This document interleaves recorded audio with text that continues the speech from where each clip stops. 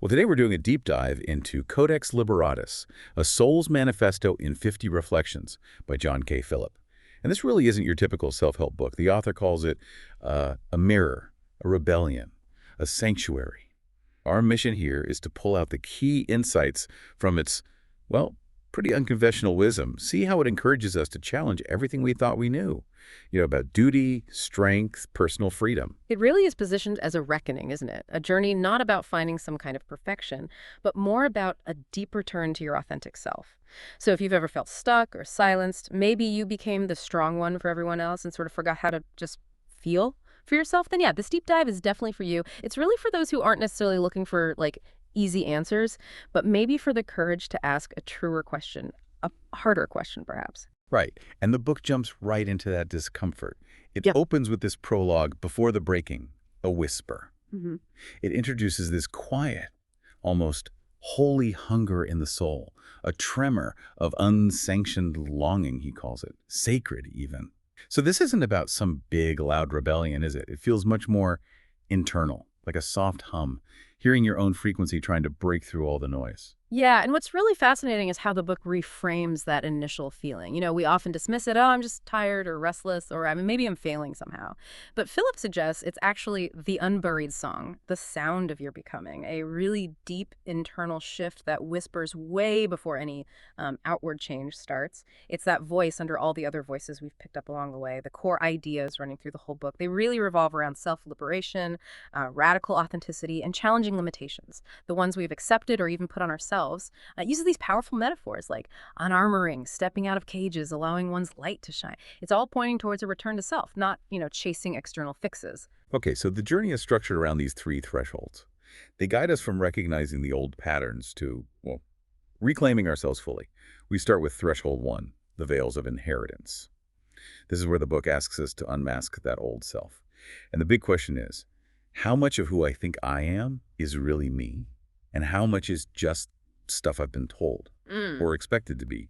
It digs into all those borrowed prayers, the scripts we follow, the weights we carry, thinking they're our identity. It's all about spotting those ingrained patterns, the ones that quietly keep us from being truly authentic.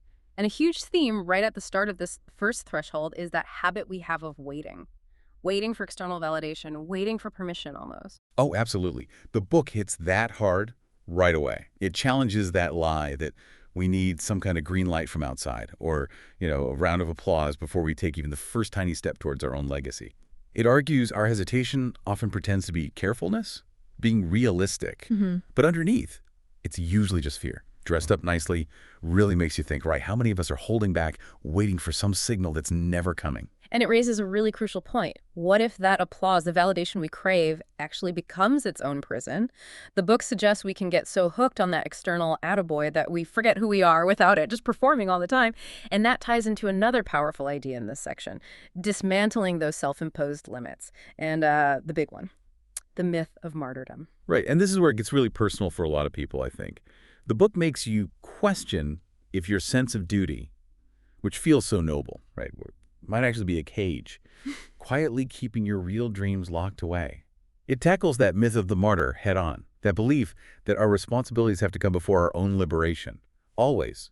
It pushes back hard against needing to fix everything around us before we're allowed to fix ourselves. It says so powerfully, self-neglect is not sainthood. Exhaustion is not love. It's a huge shift to think the things we wear like badges of honor might actually be crushing us. Exactly. And if you zoom out, it's about that conditioning we get, that martyrdom is mature, sacrifice is the highest virtue. But the book argues, no, that's actually a betrayal of your own vitality, your own potential. It also talks about the masks we memorize, the stories we tell ourselves, I'm too tired, it's not the right time. The book calls them disguises, ways to sedate the self. Usually because we're scared to dare, scared to be different. And if we're always hiding behind those masks, well, we become the unseen self, as the book puts it. It's about getting comfortable with being invisible. So comfortable, we don't even know what to do with attention if we get it. The book is blunt. Step out. Even if your voice shakes.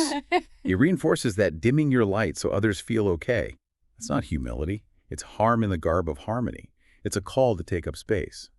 And often, to stay unseen, we keep our lives packed, so full there's just no room left to feel.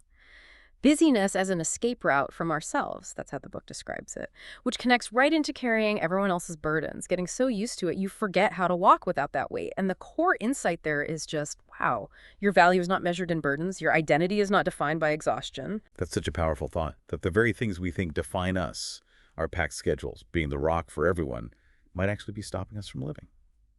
And speaking of holding on, the book then talks about this really counterintuitive thing, our attachment to familiar pain. It suggests we cling to familiar pain because it feels safer than unknown freedom, calls it a cage with velvet wallpaper. Still a cage, right? And then there's the really scary one, the fear of flight, the idea that we're not afraid of falling, we're afraid of flying. That's it, exactly. It's the terror of actually succeeding, of leaving the old life, the familiar ground behind. Flight here isn't just moving, it's a total metamorphosis. And that kind of transformation means facing what the book calls the addiction to aspiration. Yeah. This constant need for a goal to chase just so we know who we are. It makes you ask, is this ambition real drive? Or is it just restlessness, avoiding stillness? It also questions the illusion of impact, that feeling that if you're not constantly making a difference, you somehow don't deserve to exist. The book's reply is firm. Your existence doesn't need justification, period. And then that really subtle one, the addiction to almost, that tendency to keep falling for potential, because having something real feels too scary. Potential, as the book says, cannot disappoint because it never arrives. So that addiction becomes a shield against feeling vulnerable. Which really makes you wonder, doesn't it? How often do we hang out in that almost zone? Because the gravity of being truly seen, as the book puts it, is just more terrifying than dreaming about what could be. It's like refusing to stand fully in the light of something real. This first threshold wraps up by looking at how we sometimes call self-reliance, what's actually self-isolation, explaining how those walls we build for protection, they can end up keeping out intimacy, trust, belonging, the very things we often crave. They become fortresses against connection. Which perfectly sets the stage for threshold 2, the ashes speak. The book calls this the season of the unraveling, where the old self starts to burn, roles turn to ruin. It's about listening to those ashes, listening for how the soul wants to rebuild itself. And this threshold kicks off by facing a really uncomfortable truth. Even when freedom is right there, we hesitate. The book talks about the cage with the open door, how we can leave the door wide open but still be too afraid to fly. We just get so used to the cage, you know?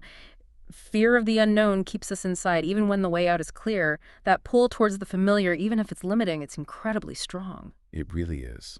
And the book contrasts that with how we keep chasing external stuff, achievements, while the real truth is waiting inside.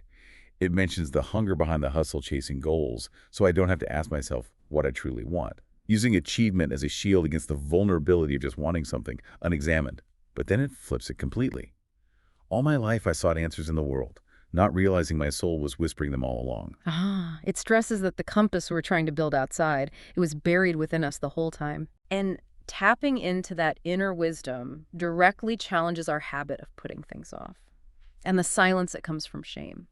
The book calls out the lie that we're preparing when, let's be honest, we're often just postponing. It urges us, begin before you're ready, which connects to how we sometimes mistake silence for strength when it's really shame in disguise. Explaining that this silence, it has not made me braver, only invisible. Then the book makes this powerful shift towards letting go of control, letting go of burdens. It talks about the war within the whisper, constantly throwing away our peace to win battles I never needed to fight. And it emphasizes the greatest battles are not the ones you win, but the ones you refuse to fight. Wow. That really hits home, thinking about the energy we waste proving things. And that cost often spills into our relationships, right? Yeah. Especially if we fall into the myth of the healer. That pattern of finding broken people because deep down we think we need to fix them to earn love. The book puts it so starkly. Caretaking becomes your currency, and you never notice you've gone bankrupt.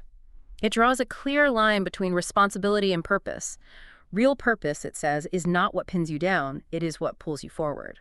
And as all these old ways of being start to crumble, well, there's often this really tough, uncomfortable transformation. The book doesn't sugarcoat it. It acknowledges the grief of becoming, that feeling that the old me died when I wasn't looking and I didn't know whether to mourn or celebrate. It points out so beautifully that even false selves leave behind very real shadows. And a key insight here is that this transformation, it isn't always some huge, dramatic explosion. The book talks about the quiet thunder, explaining that change whispers softly but moves mountains. You feel it more than you hear it. See it in ripples, not explosions. This subtle, powerful shift is described as the echoes of becoming, where every step away from who you were is a whisper toward who you are. It emphasizes this is what becoming feels like. Less roar, more ripple. And through all this sometimes messy unraveling, the book gently reminds us with the unseen thread that we're never truly alone. We're connected in ways we can't always see. Which brings us finally to Threshold T3, The Sky Remembers Me. This is the phase of, well, the book calls it unapologetic living, where you stop slinching at softness, stop apologizing for joy. It's the return, the rewilding of your true self. Yeah, and a huge part of this threshold is about finally letting go of those external demands, the ones that have run the show for so long. The book really challenges that idea of constantly knocking on locked doors, hoping they'd let me heal there. It argues so powerfully, your healing isn't an invitation to their guilt. It's a declaration of your sovereignty. Bam! It also exposes the ministry of misery, how some of us become the cleric of crisis because being calm didn't make us feel needed. Suffering gave you a stage, the book notes, but adds, you were not born to be the ER team for every soul in collapse. Whew. And that ministry of misery often leads us to just fill our lives with noise, right? Distraction, making noise to feel real because we're afraid of meeting myself in the silence. The book's counter. So simple, yet profound. Silence does not erase you, it reveals you. God. This whole final threshold feels like it's about completely redefining strength, redefining virtue. Absolutely. It goes right after the gospel of endurance, that mistaken belief that just because we can endure pain, it means we somehow deserved it. It states flatly, endurance is not enlightenment. And similarly, it dismantles the gospel of martyrdom, reminding us guilt is not God, and freedom isn't found in flagellation. You don't get free by beating yourself up or chasing suffering. And those false ideas of strength, they run deep. The book points out the curse of competence, where people only call you strong because you never let them see you break, and it challenges that hard. Strength without softness is just survival in disguise. This really lands with the idea of being the strong one, acknowledging, yeah, being strong got you through, but ultimately, being whole will get you home. That's a whole different destination. And embracing who you really are, setting clear boundaries, that's absolutely core to this final stage. The book champions the sanctity of selfishness, which sounds provocative, but it says, when I finally chose myself, they called it betrayal, but it felt like coming home. It asserts, selfishness is not a sin when it saves your soul. And the flip side, the currency of compromise, trading bits of yourself to buy someone else's love. The book's message here is intense. Love that costs your voice is not love, it is extortion. This process also means seeing where we've maybe locked ourselves in. The book notes, I built walls not to keep the world out, but to stop myself from leaving, recognizing that fortress was maybe caging the questions you weren't ready to ask. And once those walls start to come down, that's when we can really step into unconditional worth, into joy. The book just smashes the myth of deservedness, where we wait for joy like it's a paycheck, and it reminds us it was always a gift. Joy is not a wage, and healing isn't a ladder. Yeah. You have to climb perfectly. Then the ache of almost comes back around, reminding us there is no glory in being almost you. Stop apologizing for the edges of who you really are. The book also touches on a subtle but deep truth in the safety of suffering. Sometimes we stay in pain because we knew its walls better than freedom's sky. Familiar misery. Healing, it clarifies, is not forgetting, and freedom isn't erasure, it's integration. And in the folly of fixing, there's this crucial insight. I tried to heal everyone until I realized they didn't want healing. They wanted a witness. Whew. It reminds us healing is a door, but it can only be opened from the inside. You can't force it on anyone. And finally, this whole unapologetic living thing culminates in what the book calls the quiet revolt. It's not about shouting, it's a whisper. I didn't shout to reclaim myself. I whispered no and watched my world reshape itself. It shows how softness can be steel, how power sometimes looks like silence walking away, just wow. This leads right into the quiet rebellion of rest, which says, I mistook exhaustion for devotion. And the book insists, rest is not the reward, it is the reclamation, it's essential. This whole journey, it really leads us back to embracing our own timing, our own unique rhythm. The book acknowledges what I didn't choose still shapes who I am, sure, but it also reminds us wholeness is not the absence of detours. The path isn't straight. And to wrap it all up, it offers this deep reassurance with the clock they can't hear. You're not late. You're aligned with a rhythm they forgot how to hear. There's no delay, it says, in a soul's unfurling. What an incredible journey through Codex Liberatus. Yeah. Just mapping it out like this. We went through the thresholds, right? Shedding those inherited limits and the veils of inheritance, navigating the messy unraveling in the ashes speak, and finally, hopefully, stepping into that unapologetic living in the sky remembers me.